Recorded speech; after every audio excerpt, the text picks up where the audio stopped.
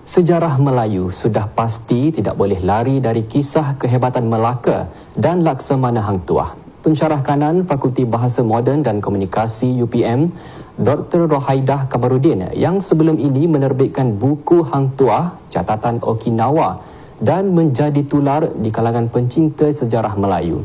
Kru Buletin Pertiwi baru-baru ini sempat menemu ramah beliau untuk mengetahui perkembangan terbaru kajian beliau.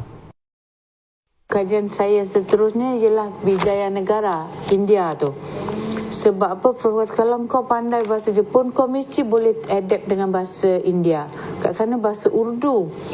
Masa arwah Prof. K. Kim datang jumpa saya, Rohaidah dia kata, kalau you nak cari evidence tentang sejarah Tanah Melayu, dah tak ada kat Tanah Melayu ni. Sebab kita dijajah.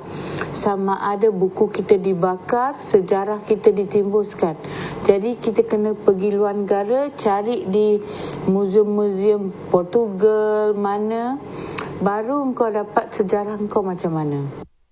Beliau turut menerangkan dalam buku terbarunya, Hang Tuah, Catatan Wijaya Negara, Laksamana yang masyhur itu pernah menjejakkan kaki ke India dan ia tercatat dalam buku hikayat Hang Tuah serta diakui oleh pengkaji di India. Kalau kita baca dalam hikayat Hang Tuah ni, dalam hikayat Hang Tuah tu, Hang Tuah ditugaskan pergi ke India untuk berjumpa dengan Sultan India tu. Kemudian di Hang Tuah, di sana Hang Tuah dalam buku hikayat Hang Tuah tu, dia menjinakkan kuda Tezi, kuda Sultan, sebab kuda itu kuda liar. Sultan sayang kuda itu.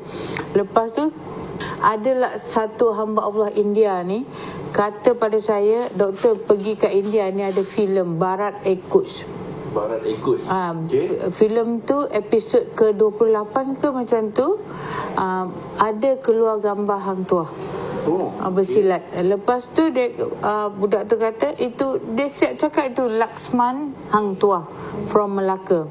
Jadi bila saya pergi, kebetulan anak murid saya belajar di India, tak sangka pula dia sama tempat yang tempat saya nak kaji tu, Kartanaka tu. Dia belajar kedoktoran, Dr. Fazrul namanya, Fazrul Halim. Jadi Fazrul lah bawa kami ke Kartanaka ni, di runtuhan Hampi ni, satu runtuhan tau. Jadi di situlah kita nampak ada lelaki menjinakkan kuda Tezi dekat dinding batu tu kan. Kalau kita tengok kuil India kan berketuk kan, lelaki tu bertanjak.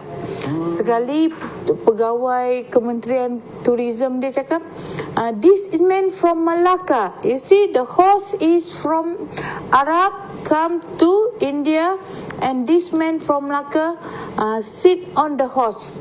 Ni meriam kita di India tu.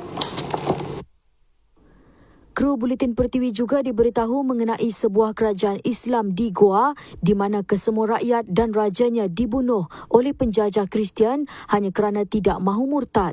Beliau juga menyatakan berdasarkan catatan Alfonso di Albuquerque, kota suci Mekah tidak jadi diserang kerana Albuquerque telah berpatah balik untuk menyerang Melaka akibat dendam apabila tenteranya ditawan. Di situ ada istana Sultan yang dah muram tau. Istana Sultan tu, Sultan India ni, dia dulu Muslim. Portugis dah nak takluk Goa ni untuk mengkristiankan orang Islam.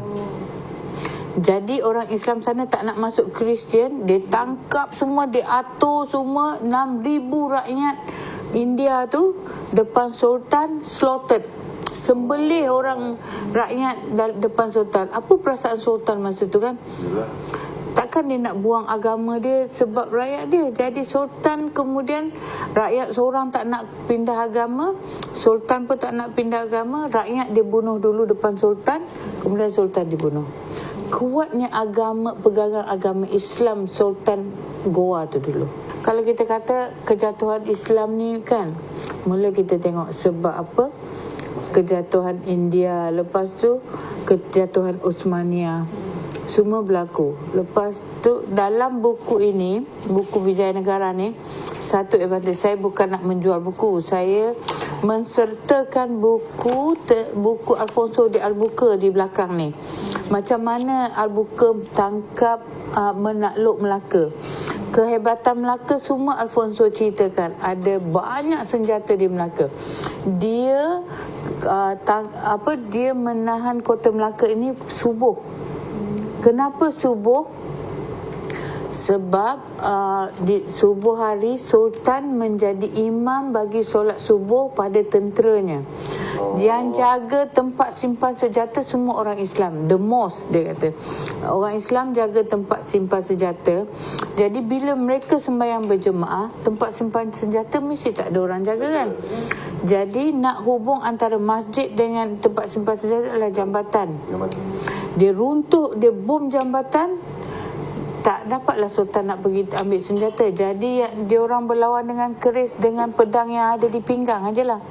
Itu yang dia orang kata sejarah orang Melayu lawan keris dengan tu, macam mana nak lawan. Tapi sebab apa? Sebenarnya yang dia takluk ketika itu adalah kali kedua. Yang pertama berlawan orang Al-Buka dah surrender. Kenapa surrender? Sebab meriam kita canggih, pemegang dia kiri dan kanan. Jadi dia kalah sebab apa? Kita dah lah orang Melayu ni laju kejar dia. Sultan sendiri turun dari istana membantu dengan tentera bergajah. Jadi kita ada gajah lah untuk berlawan masa itu. Jadi bukan calang-calang. Dalam buku Alfonso ni sepatutnya Alfonso tu tawan Mekah pada tahun tapi sebab pada 1509 Lopez de Esquerra masa dia nak serang Melaka kali pertama itu, dia tewas. Jadi dia ditahan, 19 orang dia ditawan. Lepas tu berutus surat dengan dia Alfonso de Albuquerque lah, dengan dia punya Sultan Armada tentera dia nak sebarkan agama Kristian. Jadi bila Sultan Mansur Shah tahan dia, Sultan kata sebelum Sultan Mahmud Shah tahan dia kata, kau nak sebarkan agama Kristian, kau masuk Islam dulu. Jadi cerita itu sampai ke telinga Albuquerque. Albuquerque dah sampai sea tu, Laut Merah. Dalam ni ada, boleh baca. Dia dah sampai Red Sea dah, nak tawan kota Mekah, nak tembak kota Mekah. Jadi Albuquerque geram lah, dah dia punya tentera 19 orang kena tahan, suruh masuk Islam lagi. Jadi he make a U-turn at Red Sea.